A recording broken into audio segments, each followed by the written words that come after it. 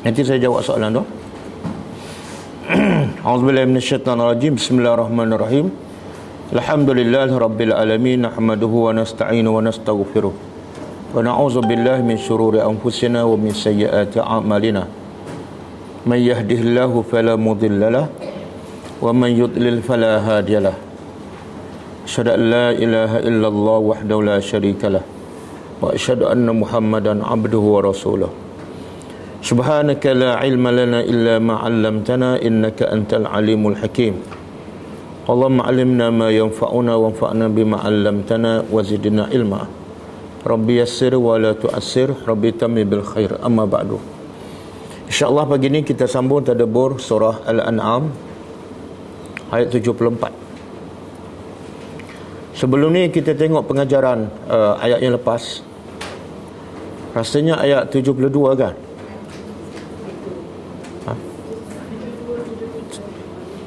71 dah kan? Dah kan? 72. A'udzubillahi minasyaitonirrajim. Wa an aqimus salata wattaquh wa huwal ladzi ilaihi tuhsyarun. Dan maksud dia, dah hendaklah kamu dirikan solat dan bertakwalah kepadanya, dan dialah yang hanya kepadanya kamu akan dihimpunkan. Okey, pengajarannya.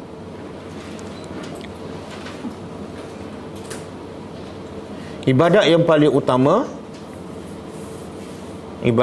utama dan paling asas yang menentukan keislaman seseorang ialah solat.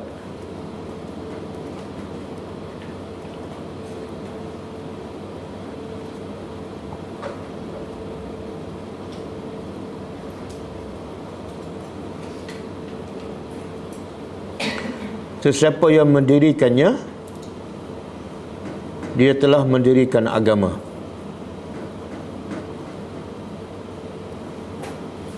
Dan sesiapa yang meruntuhkannya, dia telah meruntuh agama.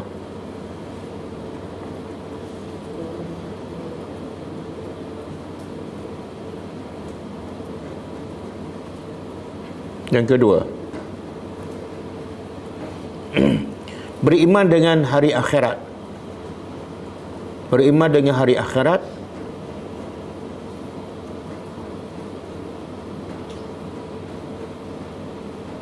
adalah pendorong yang paling kuat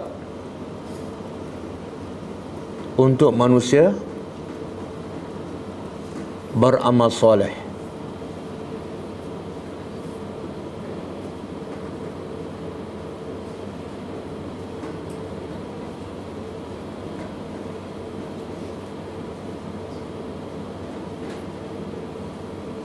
Yang ketiga,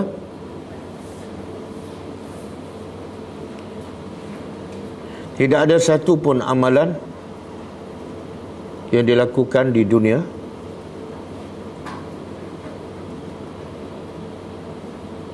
melainkan semuanya akan dihisab dan diberi balasan oleh Allah dengan seadilnya.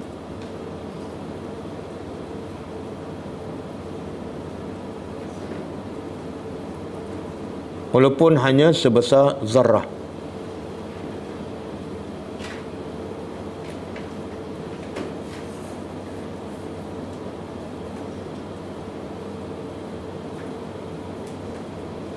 Okay. Ayat 73. Wa huwa allazi khalaqas samawati wal arda bil haqq wa yawma yaqulu kun fayakun qawlul haqq wa lahul mulku yawma yunfakhu fis suri alimul ghaibi wasyahadah wa huwal hakimul khabir.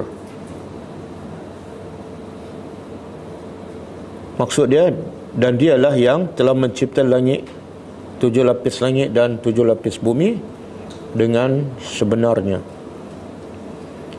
Dan kekuasaan Allah pada hari itu hanya cukup berkata kun fayakun, dan katanya adalah benar.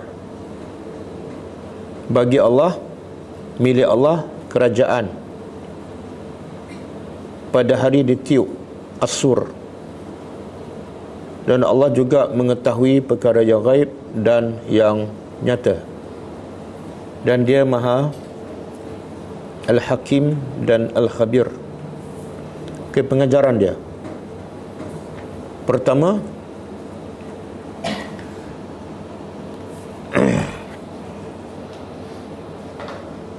antara bukti yang paling nyata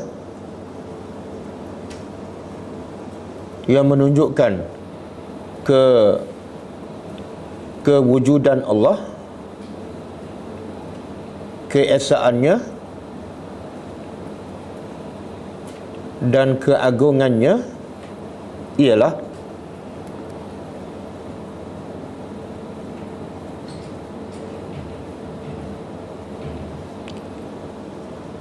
Allah berkuasa mencipta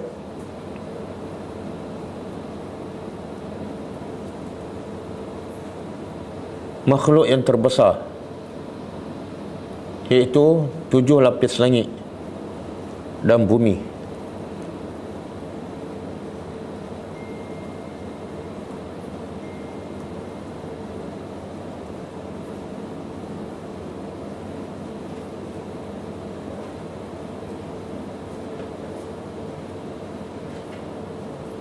Yang kedua,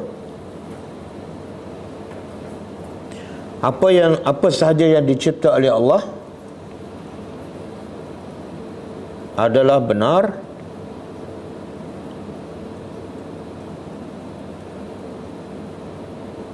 dan tidak sia-sia.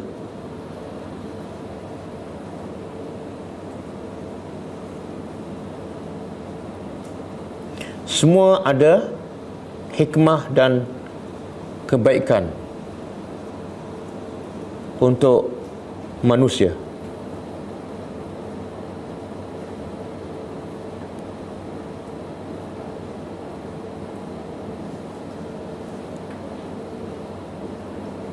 Yang ketiga,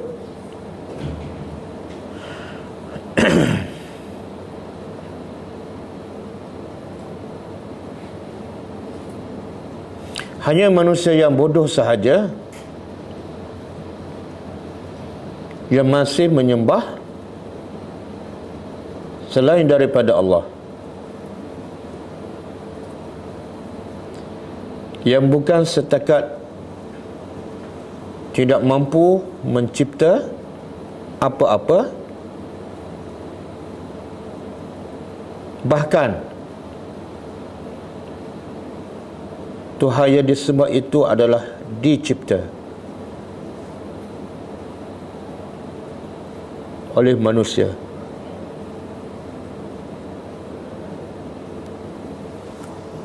Okey. Kita sambut tadabbur ayat seterusnya.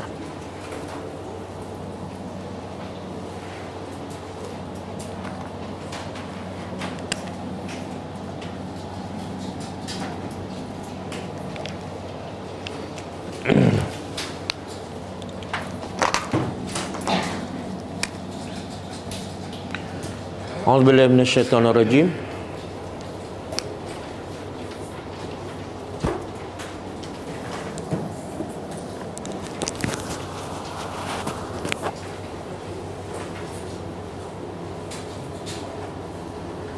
Okey, ayat hari ini ialah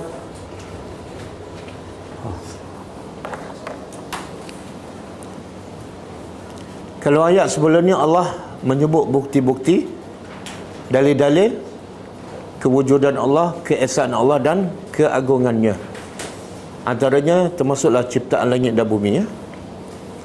Maka ayat hari ini Allah mula cerita kisah-kisah para nabi, para rasul yang dahulu sebagai apa? Apa faedah Allah cerita kisah para nabi, kisah umat-umat dahulu? Sebagai pengajaran. Sejak bila tahu ni? Cerita kisah-kisah para nabi adalah untuk diambil pengajaran. Sejak bila tahu? Sejak Quran turun. Okey. Tapi sejak bila dapat pengajaran daripada kisah-kisah para Nabi tu? Sejak belajar. Dia, makna siapa yang tak ambil pengajaran daripada kisah-kisah yang disebut dalam Quran, seolah dia menganggap Quran tu adalah tak ada apa-apa kebaikan. Wa iza tutla alaihi ayatuna qala asatirul awwalin. Bila dibaca ayat-ayat kami kepada mereka, mereka kata apa? Quran adalah cerita dongeng. Apa maksud cerita dongeng? Tak ada faedah. Jadi tak perlu faham dan tak perlu ambil pengajaran sebab cerita dongeng. Jadi siapa yang baca Quran tak faham dan tak nak ambil pengajaran, seolah dia anggap Quran tu adalah cerita dongeng. Betul kan? Kalau saya tanya, banyak tak dengar kisah Nabi Ibrahim dalam Quran? Banyak. Selalu kan? Okey, sebut satu pengajarannya. Pengajaran kisah Nabi Ibrahim untuk kita.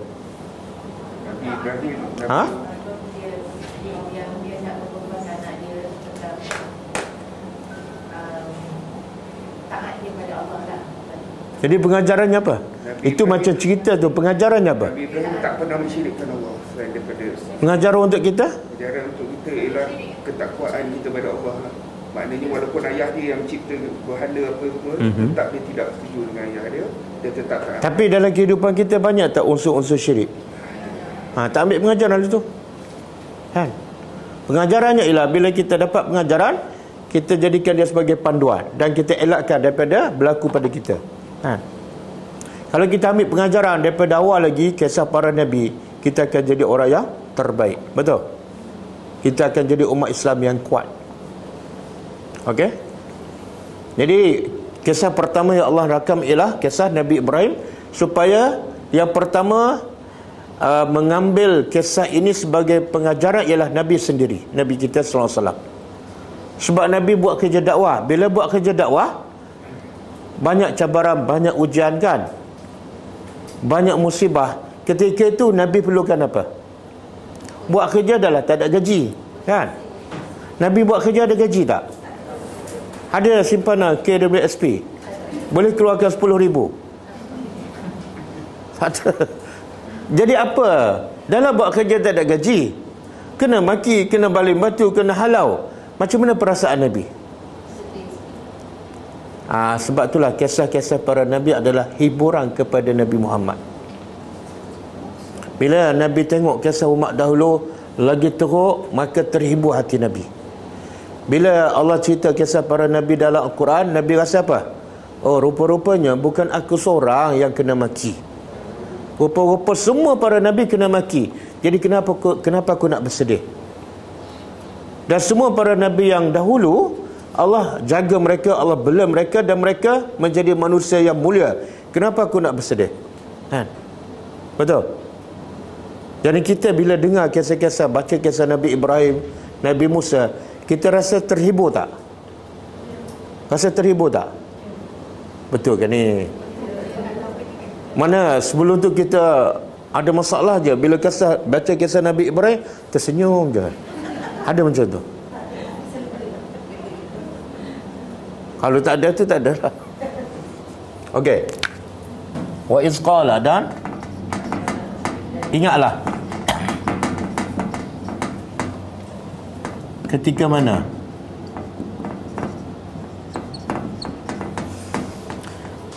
ayat ni Allah nak bagi kepada Nabi Muhammad dan semua umat dia. Apa dia? Ingat. Ingat apa ni? Cerita Nabi Ibrahim. Makna Allah perintah pada Nabi, kamu kena baca, kamu kena faham, kamu kena ingat dan kamu kena jadikan kisah ni pengajaran. Dan ini adalah wajib kepada Nabi Muhammad sahaja ataupun kepada semua umatnya. Kita pun wajib ambil pengajaran. Dan kalau kita tengok kisah Nabi Ibrahim daripada awal, perjalanan hidup Nabi Ibrahim, mulia ataupun dihina oleh masyarakat? Dihina kan? Dia hidup zaman siapa ni Nabi Ibrahim?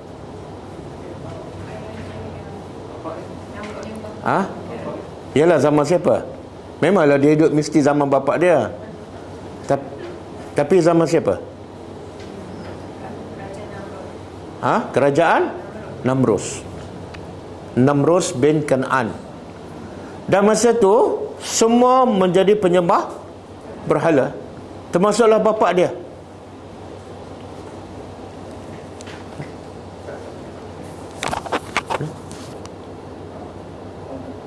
Oh, tak tahu.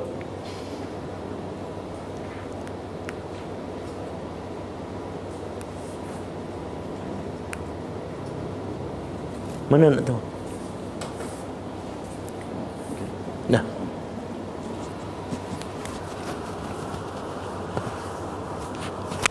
Tengok, Allah utuskan Nabi Ibrahim tujuannya bukan untuk bersenang, bukan untuk berseronok, tapi untuk gambarannya macam untuk menyusahkan. Sebab apa? Nak betulkan akidah satu masyarakat, satu kerajaan yang syirik pada Allah, termasuk bapa sendiri. Dan akhirnya apa berlaku pada Ibrahim? Dia ditangkap oleh Namrus dan dicampak dalam api. Lepas tu dia dakwah pada bapa dia nanti. Kemudian bapa dia usir dia. Kemudian dia pergi ke mana? Pergi ke Palestin. Daripada Iraq pergi ke Palestin. Kemudian daripada Palestin pergi ke Mesir, kan? Kemudian dah kahwin dengan Hajar, pergi pula, Allah perintah pergi. Jadi cerita kisah latar belakang Nabi Ibrahim semuanya susah. Tapi kisah dia Allah kata dengar dan ambil pengajaran. Sedangkan kalau tengok latar belakang dia macam manusia yang dihina oleh masyarakat. Jadi pengajarannya apa? Apa pengajarannya? Bukan semestinya manusia yang dimuliakan oleh Allah, dia juga dimuliakan oleh manusia. Kadang-kadang manusia tu dimuliakan oleh Allah, tapi dihina oleh semua manusia. Tapi dia mulia di sisi Allah. Dicampak dalam api, tapi Allah kata, baca kisah dia dan ambil pengajaran. Okey? Ingatlah ketika mana telah berkata Ibrahim,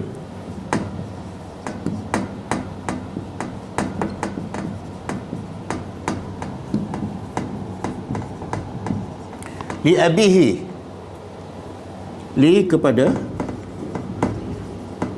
bapaknya. Bapaknya, apa nama bapaknya? Azar.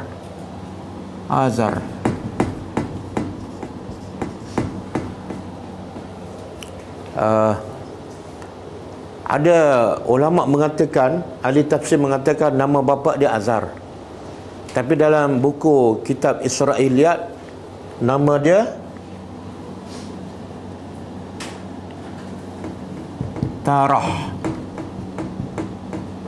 Tarah ataupun Tarah.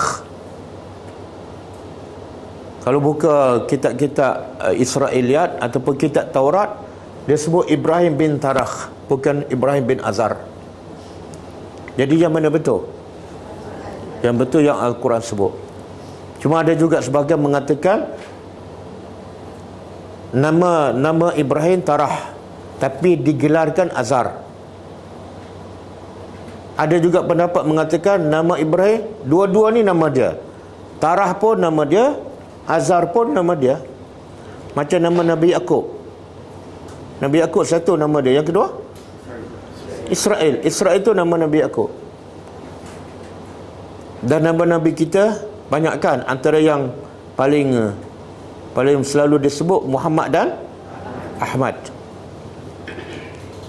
Ada pendapat juga mengatakan Azar ialah nama berhala yang disembah oleh bapa Ibrahim.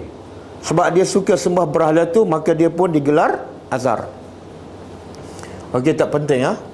Ketika Ibrahim berkata kepada bapaknya Azar,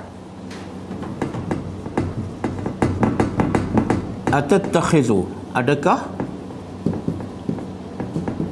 patut tatakhizu, kamu apa? Kamu menjadikan ataupun mengambil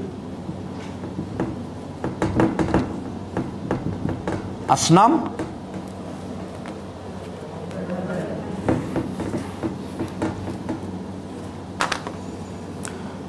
berhala-berhala.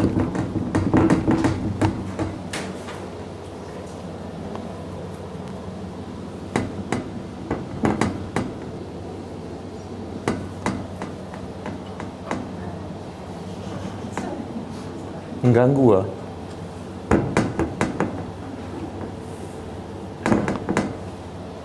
Okey, kalau satu sanam, sanamun. Kalau jamak plural, asnam. Jadi dakwah Ibrahim sebagai anak kepada bapaknya. Apa dosa bapaknya? Syirik pada Allah. Jadi bila Nabi Ibrahim tegur bapak dia akan terasa tak? Tergurus tak perasaannya?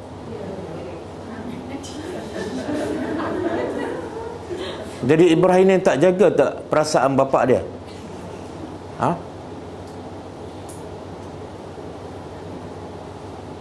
Makna apa tu? Sebab Ibrahim sayang pada bapak dia lah, dia tegur. Kalau nak jaga perasaan sampai tak tegur benda yang salah, itu tak sayang pada mak bapak. Itu seolah dia rela mak bapak dia sesak selama-lamanya. Konon nak jaga perasaan. Kalau sayang tegur, cuma tegur dengan cara berhikmah. Okey, dia kata apa? Adakah patut kamu menjadikan ataupun kamu mengambil?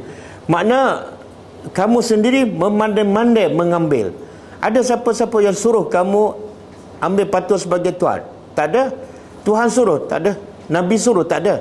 Makna kamu memandai-mandai, menjadikan asnam, berhala-berhala sebagai alihah,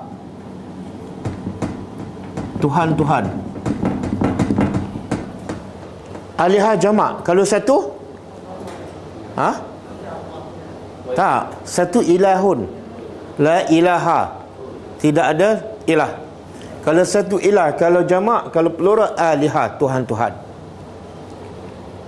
Okey. Sekarang apa yang Ibrahim nak tegur? Kita belajar cara berdakwah. Apa yang Ibrahim nak sampaikan kepada bapaknya? Allah?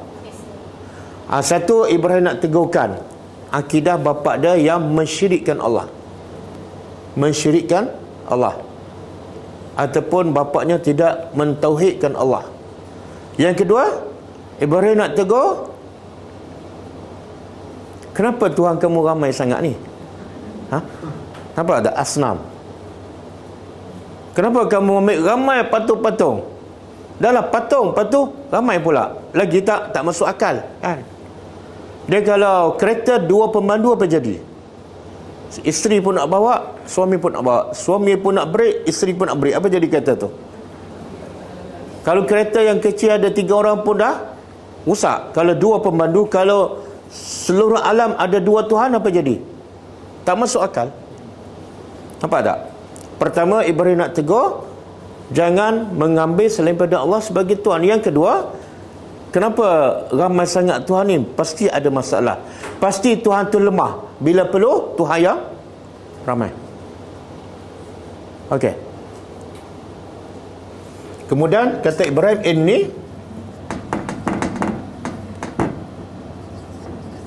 sesungguhnya aku araka. Araka apa dia? Aku melihat engkau wa qaumaka, dan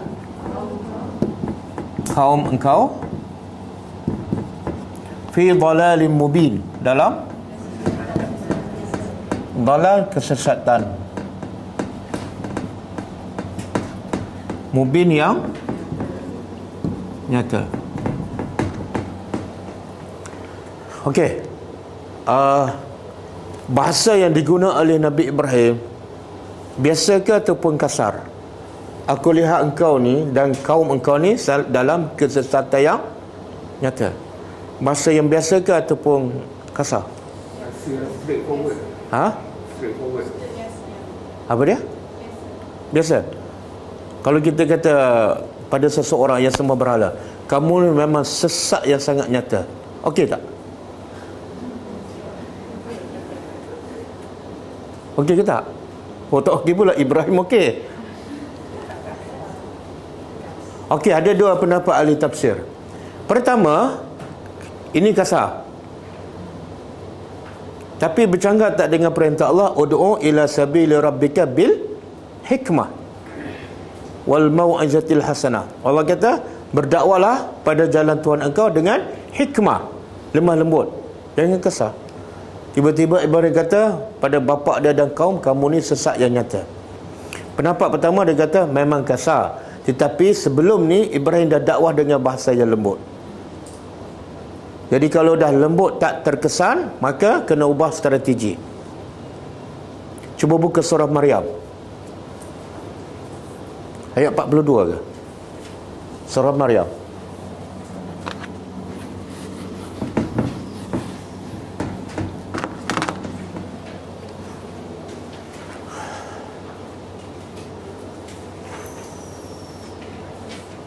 Kau tengok. Cuba baca ayat. Surah Maryam ayat 42.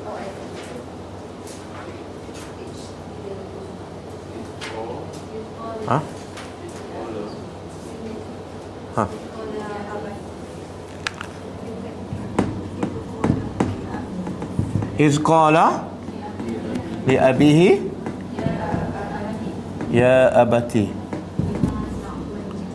lima ta'budu ma la yasma'u wa la yubsir wa la yughni anka syai'an.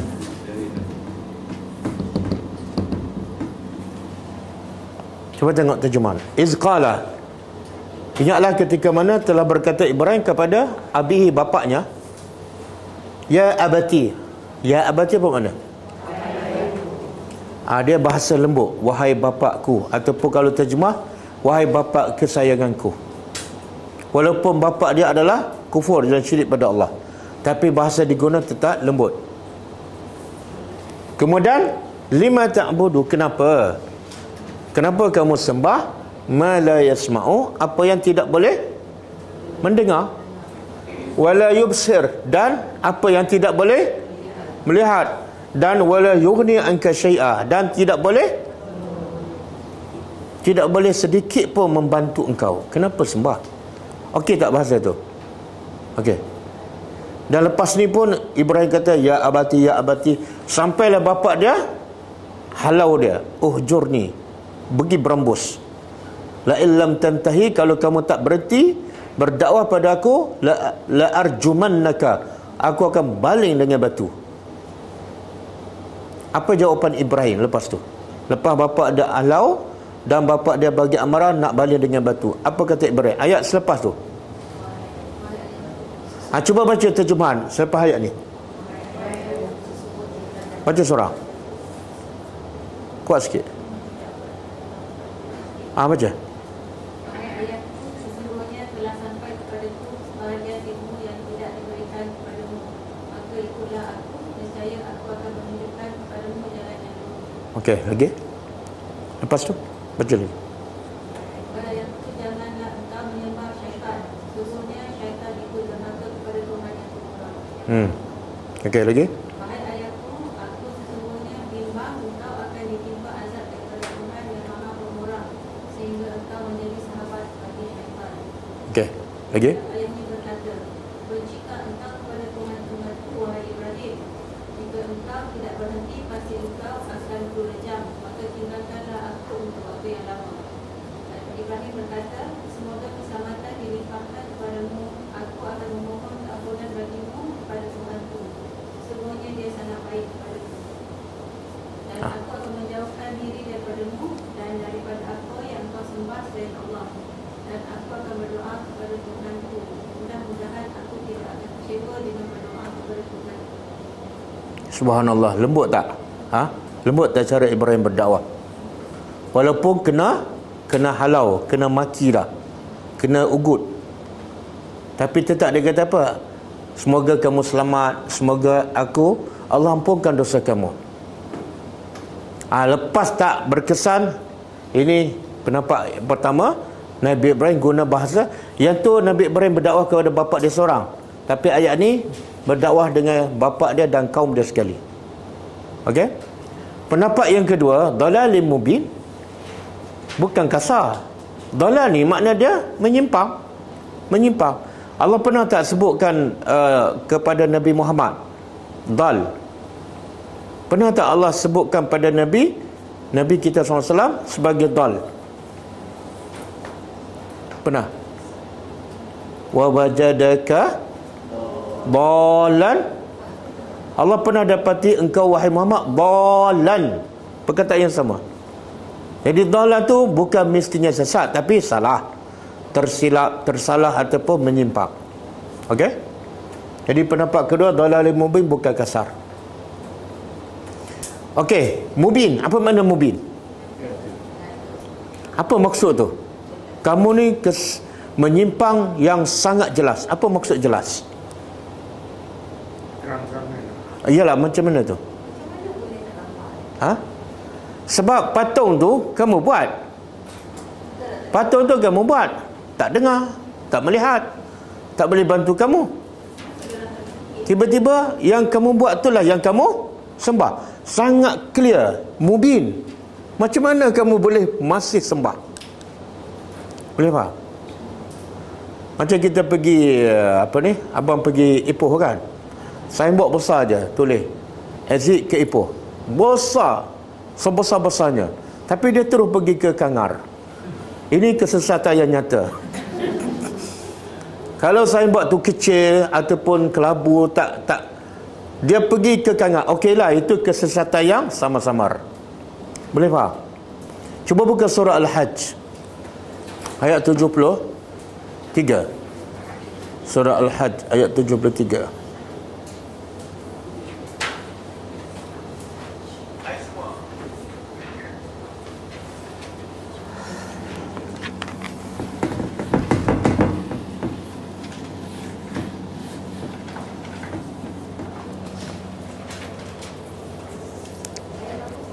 (73)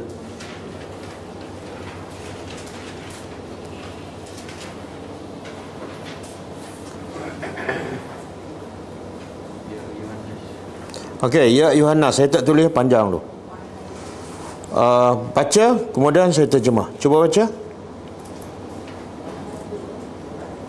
Ya Yohanes, wahai manusia. Inilah diberikan satu misal perbandingan. Maka dengarlah mengenainya dengan bersungguh-sungguh.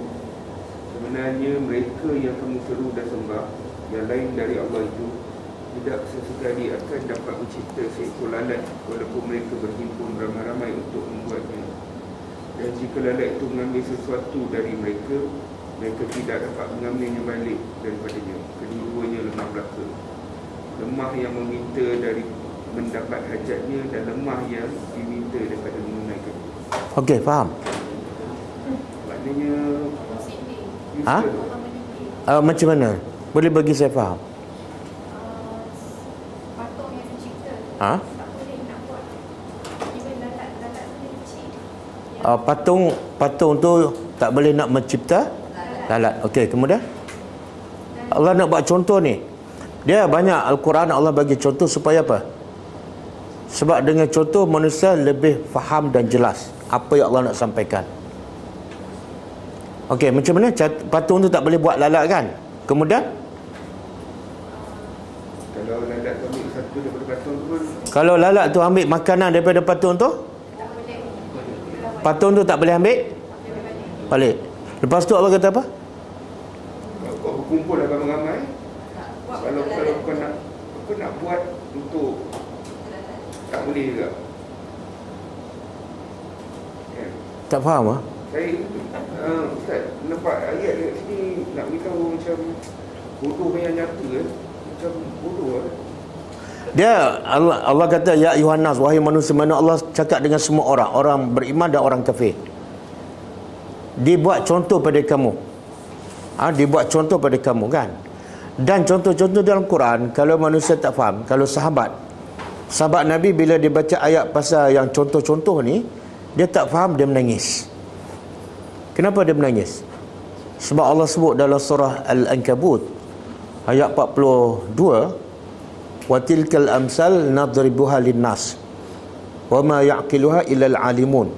Itulah contoh-contoh yang kami buat dalam Al-Quran yang tidak ada sesiapa yang boleh memahaminya kecuali al-alimun, orang yang berilmu. Jadi bila sahabat tak faham, dia rasa apa? Aku ni memang orang tak berilmu. Dia menangis. Teruknya aku sampai tak faham contoh yang Allah buat. Kan? Tapi bila kita baca contoh dalam Quran, kita tak faham, menangis tak? Tak menangis kan? Kenapa tak menangis? Sahabat pun menangis, kita tak menangis. Sebab apa? Tak, sebab kebanyakan semua ayat kita pun tak faham. Okey, contoh ni Allah nak bagi tahu bodohnya manusia yang mengambil patung sebagai Tuhan. Allah buat contoh. Cara contoh ni supaya terbuka minda siapa yang sembah patung ke ataupun selain daripada Allah. Okey, patung yang kamu sembah ni sepatut logiknya boleh memberi manfaat pada kamu. Tapi bukan setakat tak boleh bagi manfaat, bahkan nak cipta makhluk yang paling, antara makhluk yang paling kecil dan paling hina lah. Lalat ni bagus tak? Siapa yang ada lalat dia biar ataupun dia berkawan dengan lalat. Makhluk yang hina dan paling kecil itu pun patung tak boleh cipta. Satu, lemahnya patung. Yang kedua, bila ada makanan dekat patung, lalat pergi ambil kan? Ambil makanan siapa? Makanan Tuhan lah, Tuhan patung tu. Patung tu buat apa-apa? Sepatut logiknya apa? Bila ambil makanan dia, patut Tuhan tu buat apa? Jangan ambil kan? Paling-paling kurang lah. Bagilah warning kan. Kemudian Allah kata apa? Dan lalat tu pun, boleh tak lalat nak pulang balik makanan kepada patung tu? Tak boleh. Jadi Allah kata dua-dua lemah. Patung pun tak boleh ambil balik apa yang dah ambil oleh lalat. Patung lemah. Lalat pun tak boleh nak pulangkan. Dua-dua lemah. Dan yang paling lemah, orang yang percaya pada patung tu. Boleh faham? Tengok Allah nak buka minda. Patung dah lemah, lalat pun lemah. Yang lagi lemah, lagi bodoh, ia sembah yang lemah tu. Boleh kah? Sebab tu Nabi Ibrahim kata apa? Kamu dan kaum kamu ni memang dalalin sangat nyata. Kesian tak? Kita tengok orang yang sembah, tak kira lah bukan patung sajalah. Kadang-kadang ada sembah lembu kan?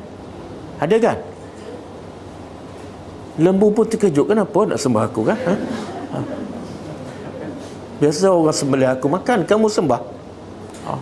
Ada yang sembah tikus, ada sembah tikus, ada sembah syaitan. Nak begitu akal manusia ni dah sangat-sangat tak betul dah. Jadi cara nak betulkan akal yang tak betul ialah ajak mereka berfikir. Sebab tu salah satu strategi Ibrahim buat apa? Dia pecahkan patung. Tapi kita jangan buat Ibrahim nak buka minda penyembah berhala. Ibrahim pecahkan semua patung dan tinggal patung yang besar. Bila orang tengok, siapa yang pecah? Dia kata dalam Al-Quran surah Maryam juga, kami dengar yang buat ni seorang fata, pemuda. Dalam muda, seorang-seorang pula. Berani tak Ibrahim? Kita adalah taklah muda sangat. Lepas tu ramai pula. Tapi kadang-kadang nak cakap benda yang bukan pasal patung, benda yang bid'ah aja. Dan kepada orang yang paling dekat, itu pun kita takut. Okey. Kemudian bila dipanggil Ibrahim, ditanya pada Ibrahim, siapa pecahkan patung? Apa jawab Pak Ibrahim? Tanyalah patung besar. Dia kan Tuhan, takkan dia tak tahu depan mata dia kan? Betul tak? Takkanlah Tuhan yang paling besar tak tahu apa yang berlaku depan mata. Tanyalah dia, kenapa tanya aku? Aku makhluk. Apa kata penyembah berhala? Betul juga. Betul juga. Tapi lepas tu dia balik pada asal. Saya nak tanya, kenapa mereka ni degil lah? Dah terbuka minda sekejap, tutup balik. Ego, sombong, dan yang paling besar pada kesan daripada nenek moyang. Nabi Ibrahim, mereka jawab, cuba buka surah ni. Surah Maryam tadi Surah Al-Anbiya, Surah Al-Anbiya ayat 52.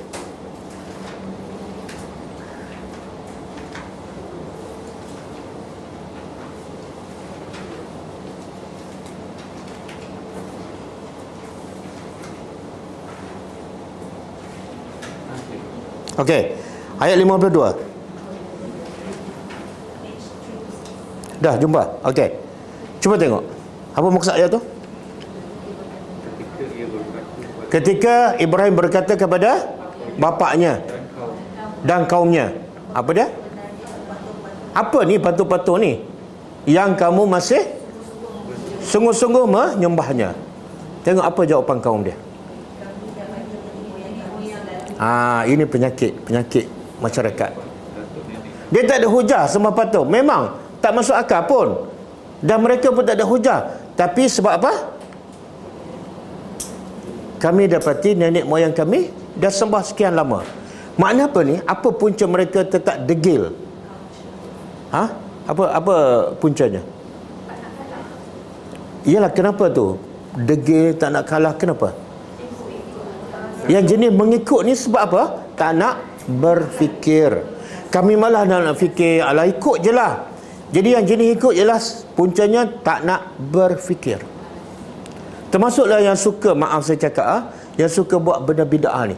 Kita dah beritahu, ini Nabi buat, ini sahih. Yang kamu buat, belum tentu sahih, belum tentu Allah terima. Alah, saya tak nak fikir panjang lah. Ini dah nenek moyang kami buat, dah 7 keturunan. Kami tak nak fikir dah, buat je lah. Betul tak? Akhirnya dia tak akan berubah. Sama dengan ni. Cuba buka surah satu lagi. Surah Baqarah 170. 170 Al-Baqarah.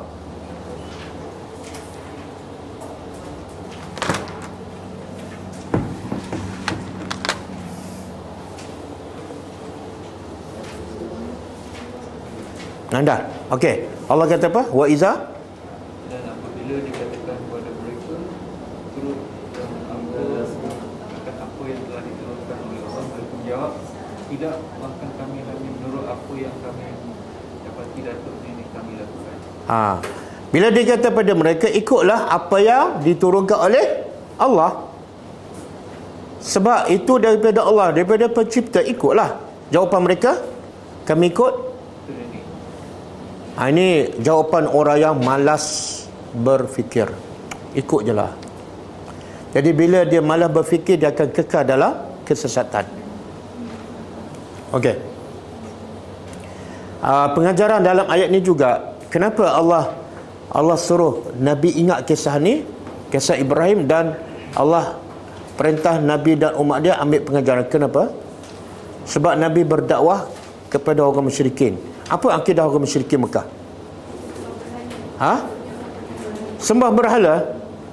Jadi macam mana Allah nak ajar Nabi, macam mana kamu nak handle orang yang menyembah berhala? Kisahnya panduan Nabi Ibrahim AS. Satu. Yang kedua, Allah nak Nabi sampaikan mesej pada orang musyrikin Mekah bahawa sembah berhala ni memang tak betul. Buktinya apa?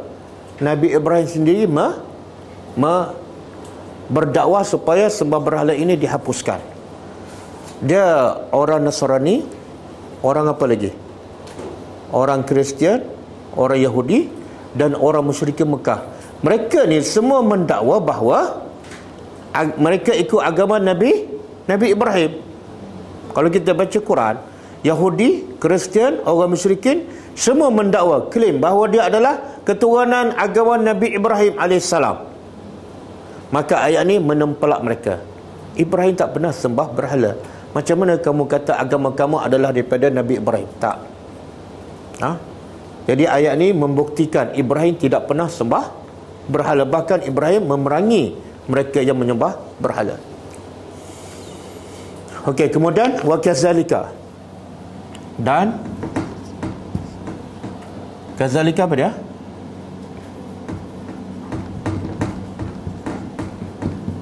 Demikian itulah nuri, kami lihatkan Ibrahim kepada Ibrahim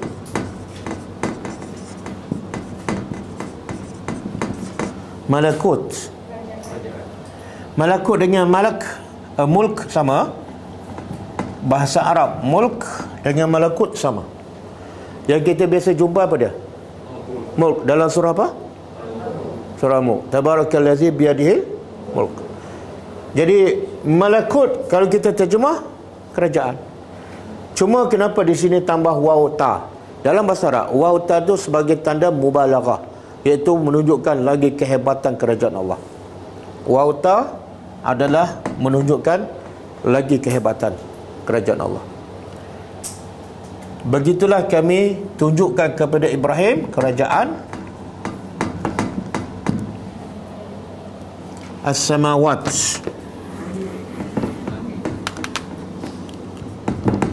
Berapa lapis? 7.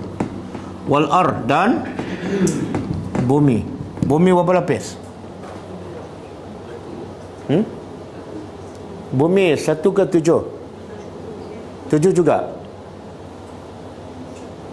7. Ada dalil?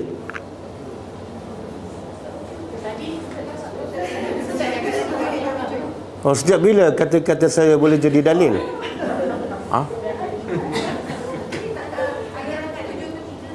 Apa dia?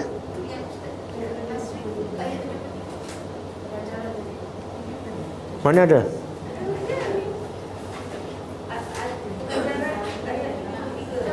Oh, pengajaran ayat 73. Tak, saya tanya dalil, saya bukan tanya pengajaran. Apa dalil bumi itu 7 lapis?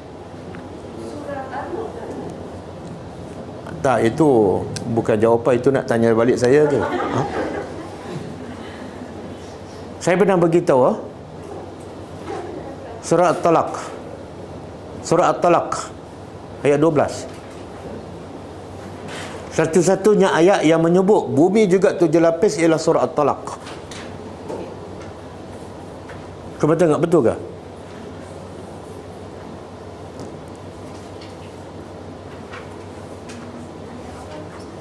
Ayat 12 ke? Betul? Allah kata apa? Allah menciptakan 7 petala langit dan menciptakan bumi seperti. Betul. Allah kata Allah mencipta 7 petala langit dan bumi sepertinya, seperti langit. Seperti dari segi apa? Pastilah seperti lapisannya. Kalau seperti bulat tak, sebab langit lebih besar daripada bumi. Okey. Jadi begitulah kami tunjuk kepada Ibrahim kerajaan Allah yang merangkumi 7 lapis langit dan 7 lapis bumi. Apa tujuan? Apa maksud Allah tunjukkan? Apa tujuannya? Waliyakuna, dan supaya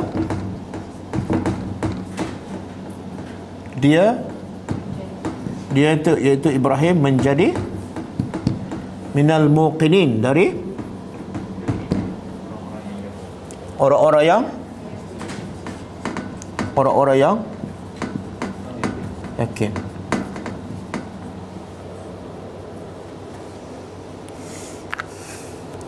Jadi apa faedah Allah tunjukkan bukti kebesarannya kepada Ibrahim? Apa faedah? Supaya Ibrahim jadi orang yang yakin. Jadi saya nak tanya, penting tak jadi orang yang yakin kepada Allah? Penting. Apa kebaikannya bila kita yakin kepada Allah? Yalah, kesannya apa? Hasilnya apa? Tak mensyirikkan Allah lagi?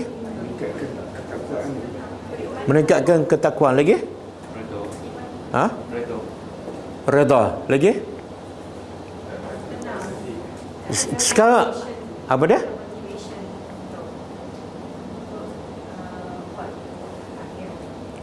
Okey, jawapan semua betul. Tapi sekarang Allah bagi ayat ni khusus untuk Ibrahim. Allah kata kami tunjuk pada Ibrahim kehebatan kebesaran Allah supaya Ibrahim menjadi orang yang yakin. Apa kaitan keyakinan yang Allah nak daripada Nabi Ibrahim dengan dakwah? Benda yang paling susah untuk kita buat ialah menyampaikan kebenaran.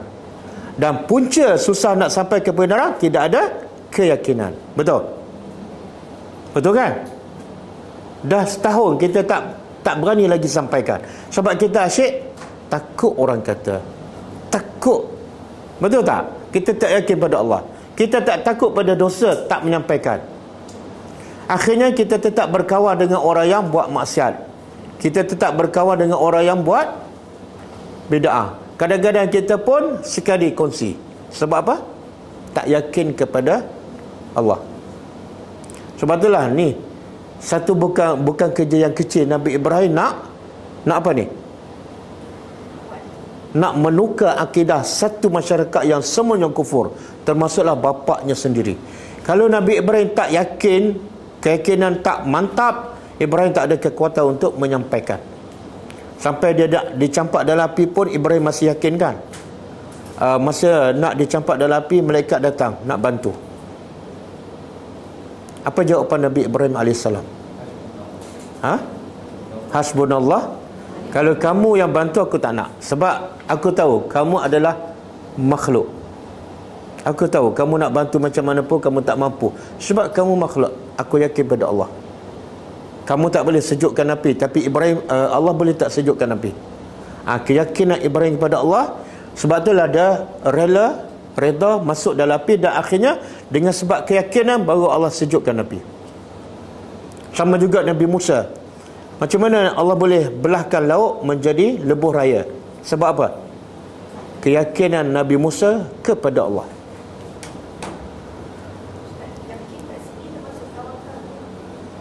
Dia macam ni. Bila kita yakin, kita akan tawakal kepada Allah.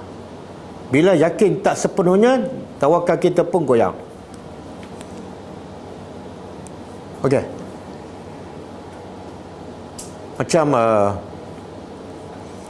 Macam mana contoh bagaimana kalau ikut ayat ni, macam mana nak memantapkan keyakinan kita kepada Allah, supaya kita bila yakin pada Allah hanya serah pada Allah dan tak takut pada manusia. Kalau konteks ayat ni macam mana?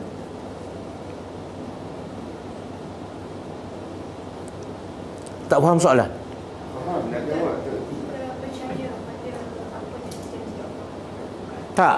Allah tunjuk apa ni kepada Ibrahim? Makna apa tu? Nak dapat keyakinan dengan cara apa? Tengok lagi kebesaran Allah. Bila kita tengok langit, siapa yang pencipta? 7 lapis, tinggi, besar, tanpa tiang, dah tak tahu berapa ribu tahun, sikit pun tak sangat, sikit pun tak retak. Tiba-tiba ada polis kat depan menggeletar. Pelik tak? Sebab kita tak yakin pada Allah.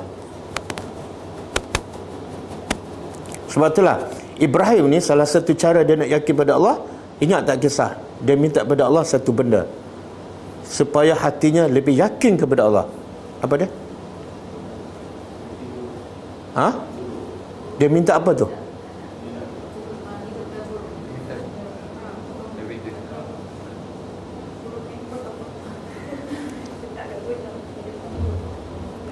Tak, Nabi Ibrahim minta burung, Allah hidupkan burung. Kau minta apa ni? Nak jumpa Allah? Bukan. Nak jumpa Allah tu Nabi Musa. Oh, tak tahu? Saya rasa tahu tapi lupa.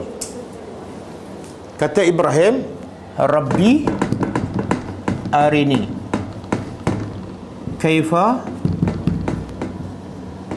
tuhyi al-mauta.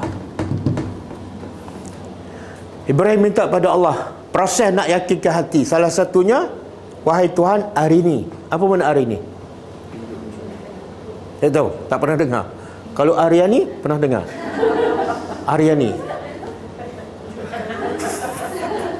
Yang mana lebih kerap dengar? Arini ke Aryani? Arini, wahai Tuhan, tunjuk padaku. Tunjuk padaku. Kaifa, bagaimana? Tuhyi al-mauta. Bagaimana engkau boleh menghidupkan yang mati? Sekarang seolah Ibrahim, adakah dia tak percaya Allah boleh menghidupkan yang mati? Dia percaya. Apa bukti dia percaya?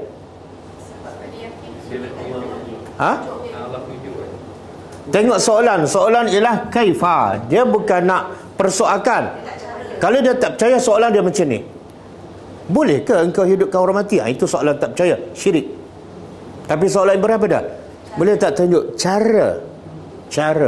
Aku memang yakin engkau boleh hidupkan yang mati, cuma aku nak tengok cara. Kenapa nak tengok cara? Supaya hati aku lebih. Kan Tuhan tanya dia, awalam tu'min, kamu tak percaya ke aku boleh menghidupkan yang mati? Ibrahim jawab apa? Dalam Quran lah. Surah Baqarah. Belum tadabbur. Surah Baqarah. Ha? Ayat berapa?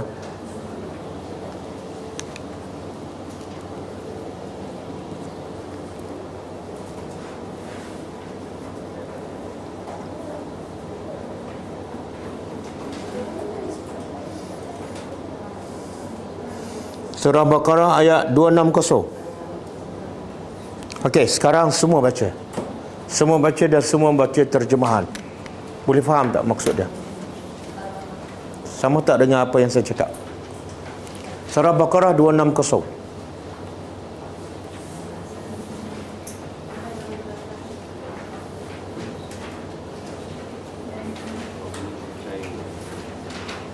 Masing-masing baca. Baca perlahan. Lepas tu saya tanya.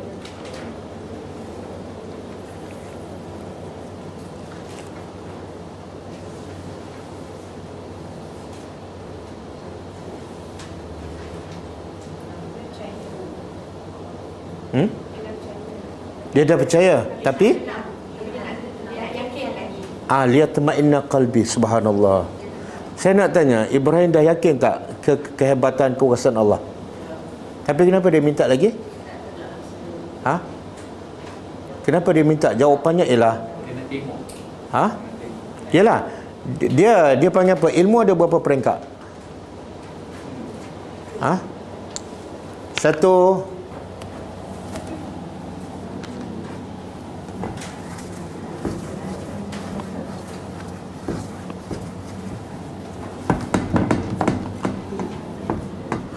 ilmu ada tiga. Satu, ilmu yaqin.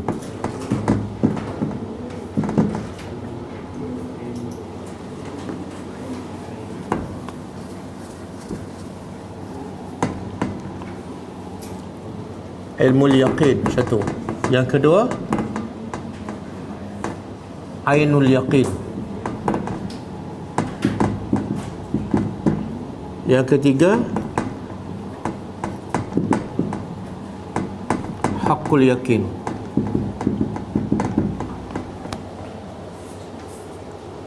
Jadi ilmu ada tiga peringkat. Pertama, ilmu yaqin. Yang kedua, ainul yakin. Yang ketiga, haqqul yakin. Okey, ilmu yakin macam ni. Maklumat yang disampaikan oleh orang yang kita percayai, maka kita yakinlah. Contoh kita baca hadis Nabi kan, kita yakin kan? Tapi itu hanya sebagai ilmu, maklumat. Tapi kalau dinampakkan dengan mata kita sendiri, dia lebih meyakinkan. Dia panggil ain. Ain tu mata. Kita dengar orang insiden kan, kawan yang cerita tu kita percaya, kita dah yakin. Tapi bila kita tengok, beza tak keyakinan tu? Itu dia panggil ilmu al-yaqin. Dan lagi tinggi ialah haqqul yakin, iaitu kita sendiri dah merasai. Sekarang kita dengar cerita syurga, dia panggil apa? Ilmu yakin. Bila kita mati nanti, kalau kita ahli syurga, Allah tunjuk tempat kita di syurga. Masa tu dia panggil apa? Ainul yakin. Kemudian bila di akhirat masuk dalam syurga, dia panggil apa? Haqqul yakin. Okey. Sekarang Ibrahim dah yakin tak Allah tu maha berkuasa menghidupkan yang mati? Dah. Tapi Ibrahim nak lagi meyakinkan, iaitu dengan hari ini tu melihatlah ainul yakin. Jadi kata Ibrahim, lihat tatma'inna qalbi. Pengajarannya apa dia? Kalau orang macam Ibrahim sentiasa membuat sesuatu untuk menambah keyakinan kalau dia sebagai Nabi, maka orang macam kita, orang macam kita lagi kena buat apa saja yang memantapkan keyakinan kita pada Allah. Antara yang kita boleh buat apa dia? Macam mana nak memantapkan keyakinan kita pada Allah? Tak ada pun. Sebab Quran tu adalah tanda kebesaran Allah. Sebab itulah siapa yang tak tadabbur Al-Quran, siapa baca Quran tak faham, keyakinan pada Allah longgar. Ada ujian je tumbang. Okey.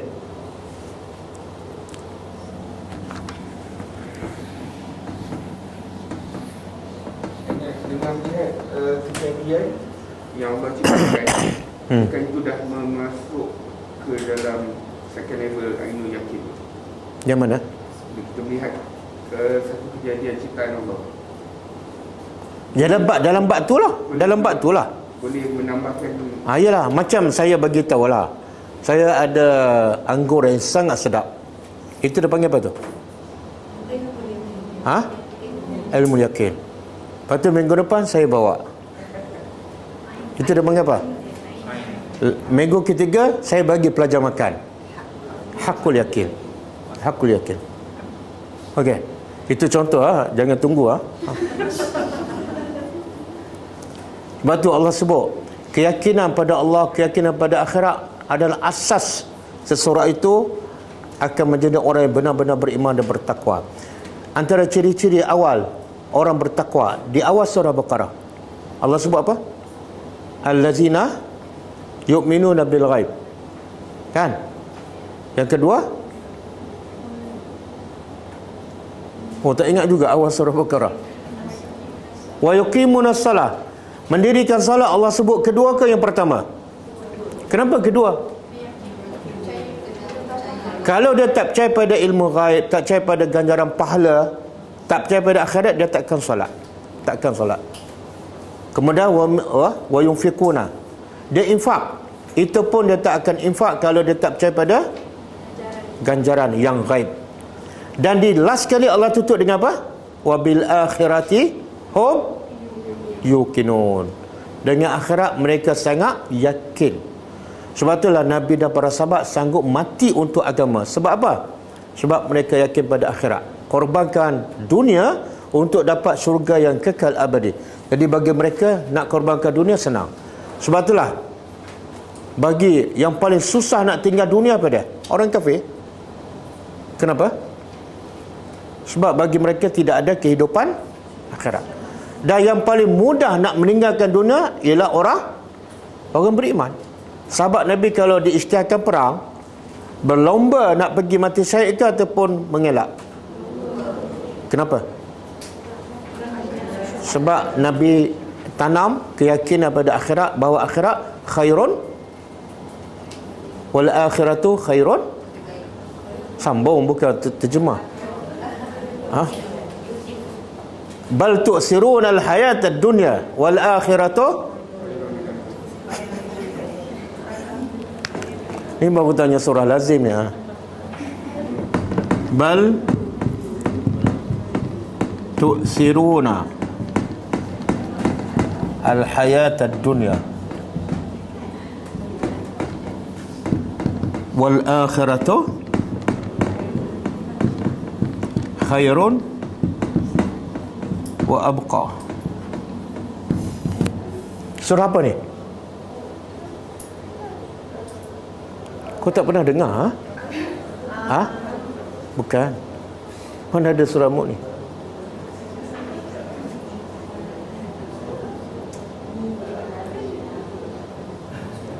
Satu, dua, tiga, empat. Alah.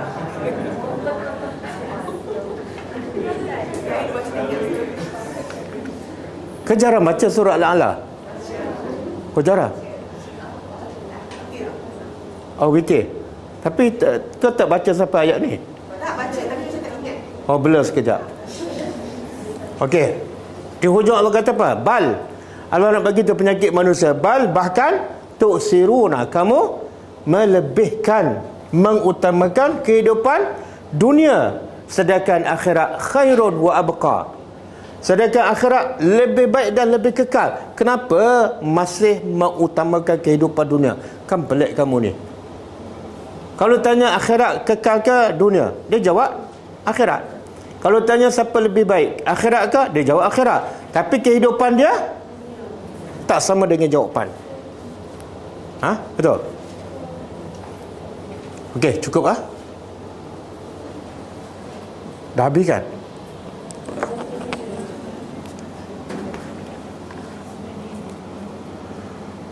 Ada soalan? Saya nak jawab soalan tadi.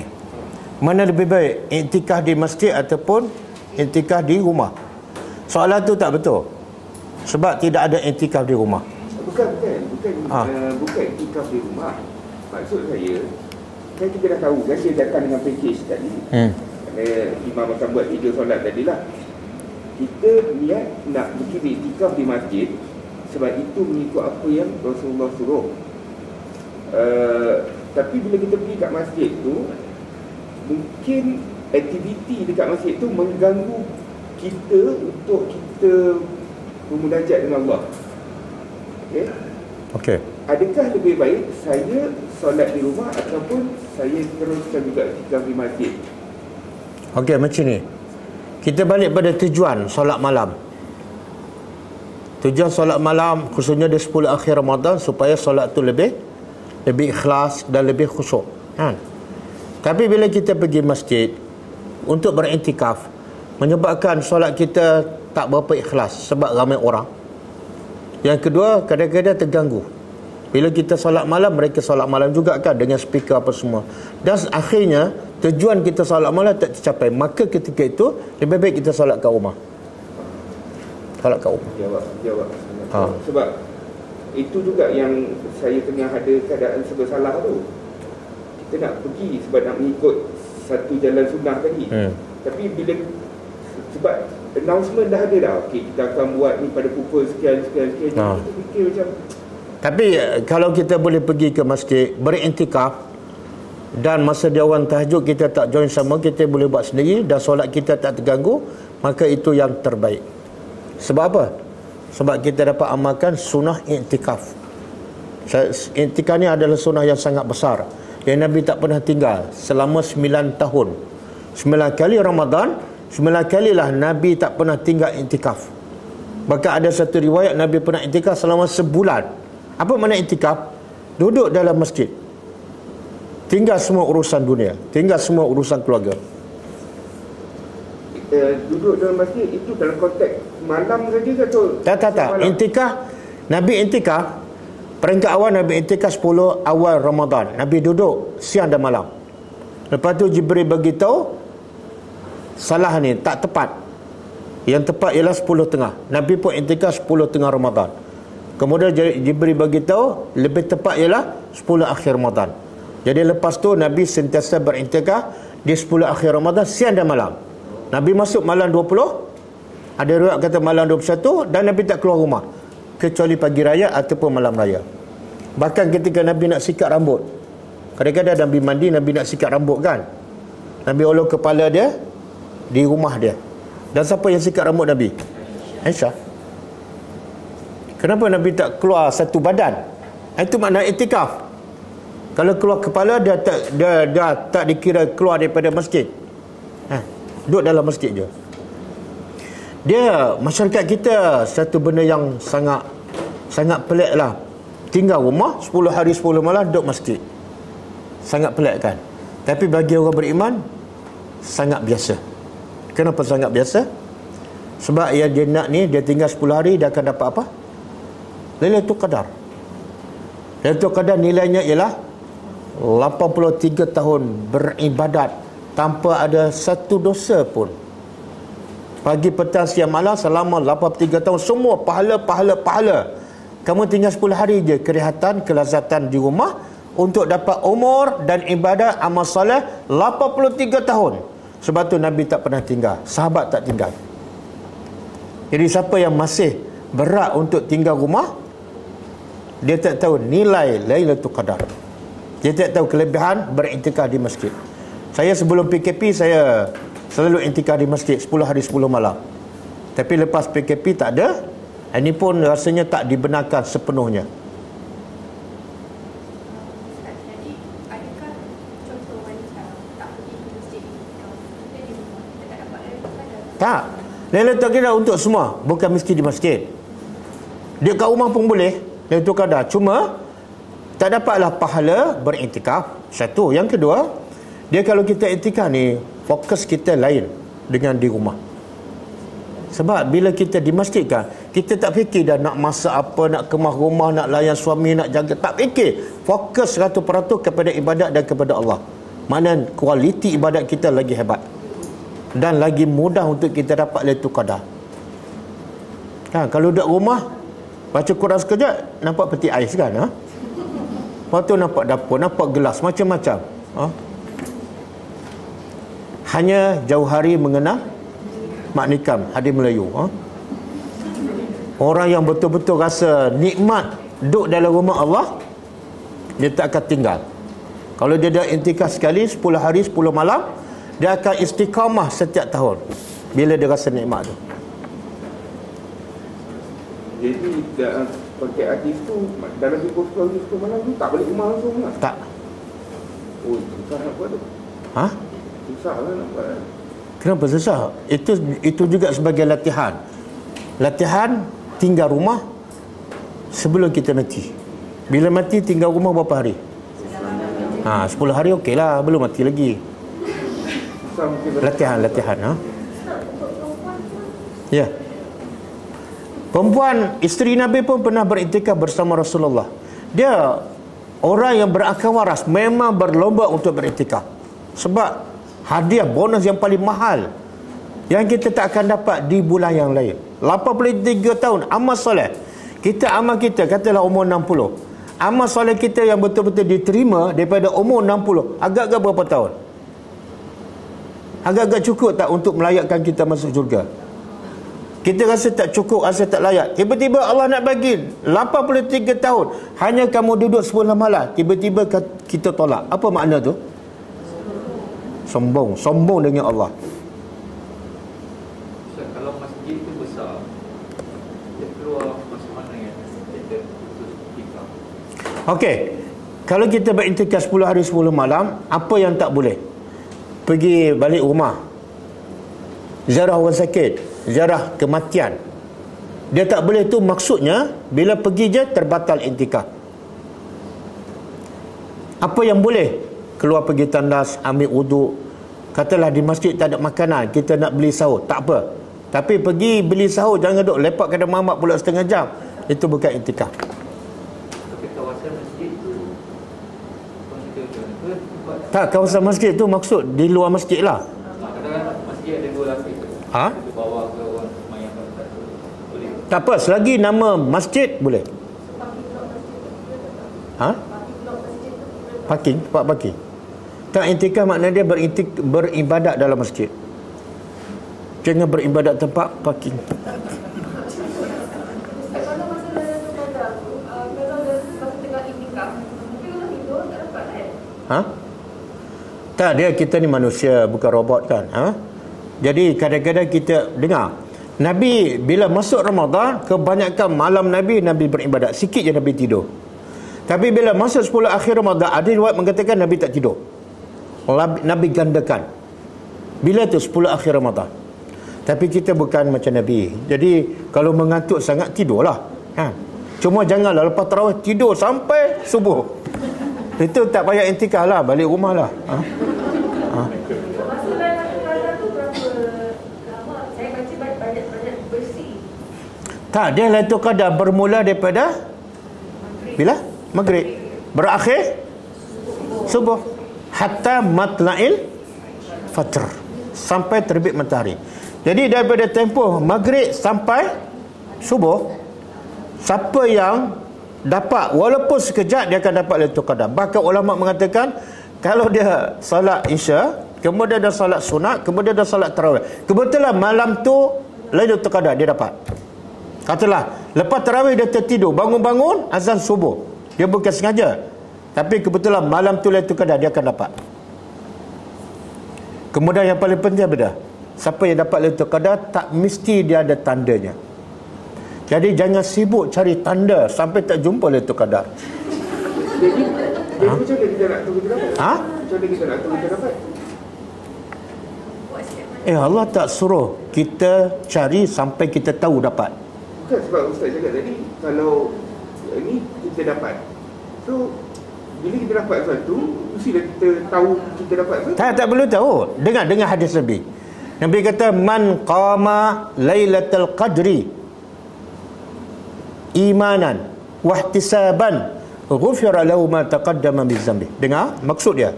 Siapa mendirikan malam al-qadar, siapa mendirikan dengan penuh keimanan kepada Allah, kerana Allah betul-betul, bukan kerana kawan, bukan kerana masjid tepi, bukan kerana masjid tu makanan sahur dia lazat, tak.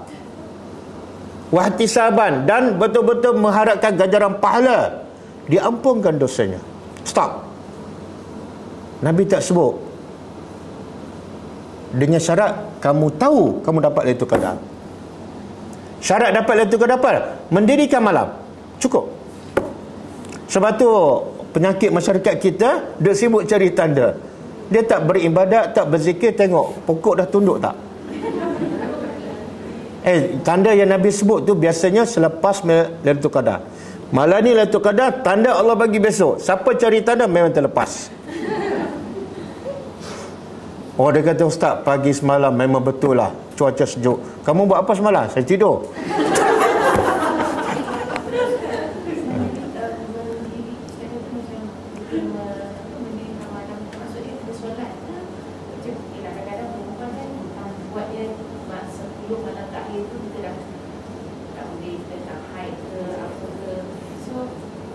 Okey, bila Nabi sebut man qama, siapa mendirikan malam, umum. Nabi tak kata man salat.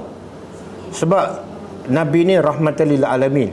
Nabi rahmat untuk semua, termasuk yang uzur. Kalau yang uzur tak dapat, mana rugilah kan. Jadi wanita yang uzur, dia boleh mendirikan malam dengan apa? Baca Quran.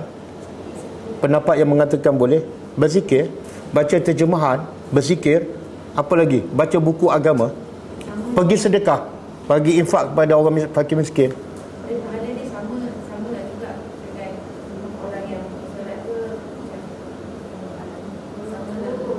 Tak macam ni. Sebenarnya bila kita uzur, adakah itu kehendak kita? Allah tahu niat kita. Kita betul-betul ikhlas ke tak? Kalau betul tak uzur, contohlah, kita buat tak? Kalau betul kita buat, bila uzur, kita tak boleh buat sebab ada halangan. Allah tahu, pahala sama. Kan ada satu hadis Nabi kata, siapa yang musafir ataupun sakit, dia akan dapat pahala sama seperti ketika dia tidak musafir dan ketika dia sihat, kalau dia betul ikhlas. Contoh, saya pelajar datang kelas kan, istiqamah, minggu depan uzur, sakit, tak boleh datang, tapi dia betul-betul nak datang, tapi sebab ada halangan tak boleh, dia dapat pahala sama waktu datang kelas. Sebab apa? Dia bukan tak nak datang, tapi ada halangan. Sama juga Lailatul Qadar, dia bukan tak nak solat, tapi sebab Allah bagi uzur, Allah tahu niat dia, pahala sama. Kadang-kadang orang yang uzur ni pahala dia lebih baik daripada yang tak uzur. Sebab apa? Yang tak uzur tak buat pula. Okey, kan ikut waktu tempatan.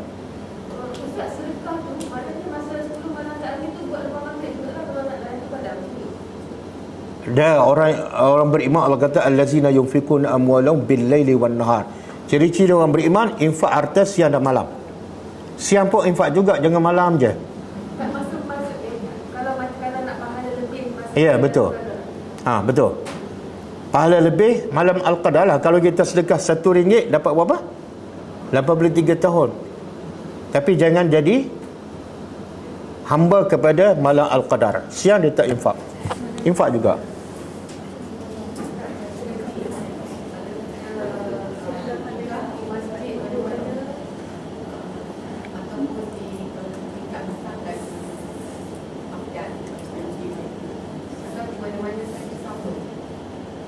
Bagi siapa ni, wanita?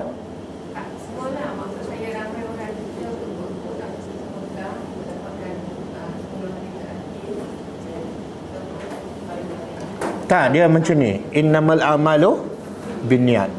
Sesungguhnya amalan yang dikira ialah ikut niat. Dan Allah sebut dalam surah Al-Mulk, liyabluwakum ayyukum ahsanu. Apa makna ahsanu amala? Allah nak tengok amalan siapa paling ikhlas, bukan di tempat mana. Dan amalan siapa paling menepati sunnah. Kadang-kadang orang tu pergi Mekah, tapi dia tak ikhlas. Orang pergi, dia pergi kan, orang ajak dia pergi. Dan kita ni tak pergi Mekah. Sebab apa? Nak jaga anak ke, nak jaga mak bapak ke. Kadang-kadang pahala kita lebih besar daripada orang yang solat kat Mekah. Jadi fokus pada niat kita. Fokus pada niat kita. Okey.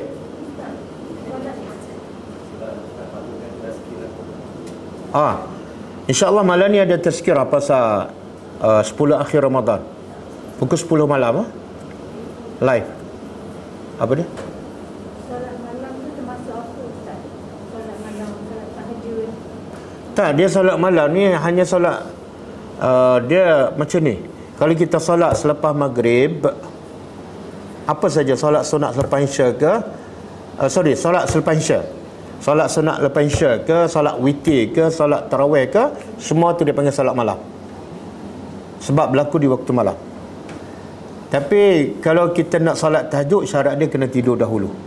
Dah tidur, bangun, dia panggil solat tahajud dan juga solat malam sebab berlaku di waktu malam. Solat sunat taubat tu ada buat juga. Tak, bukan sunnah Nabi solat sunat taubat setiap malam. Tak ada. Oh, buat ketika kita rasa kita berdosa ke atau macam mana? Kalau menepati sunat tu. Tak, dia Nabi kata dalam satu hadis, siapa yang berdosa kemudian dia berwuduk, kemudian dia salat 2 rakaat, kemudian bertobat, Allah ampunkan dosanya. Dengar hadis. Bila dia berdosa. Ini tiap malam solat sunat taubat. Awak buat dosa tiap malam ke? Tak. Consider yang siang ke? Tapi buatlah siang lah. Buatlah siang, kenapa? Bukan sunnah Nabi solat sunat taubat setiap malam. Bukan sunnah Nabi solat sunat hajat setiap malam. Bukan sunnah Nabi solat sunat tasbih setiap malam. Itu adalah sunnah Melayu.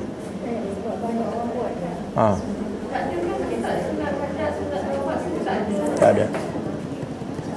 Okey, cukup Dia, kalau kita bangun malam, kita niat dalam hati solat sunat, cukup. Tak payah sebut tahajud. Sebab bila kita bangun tidur tengah malam, memang confirm jadi tahajud lah. Dia tak mungkin jadi solat duha ketika itu. Okey, cukup Kita tutup dengan membaca tasbih kafarah.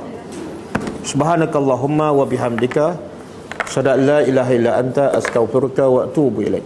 Assalamualaikum warahmatullahi wabarakatuh. Kita jumpa lagi insya-Allah minggu depan. Kalau saya tak masuk intikaf, ada insya-Allah. كتاب الله ترق جنانه وتنى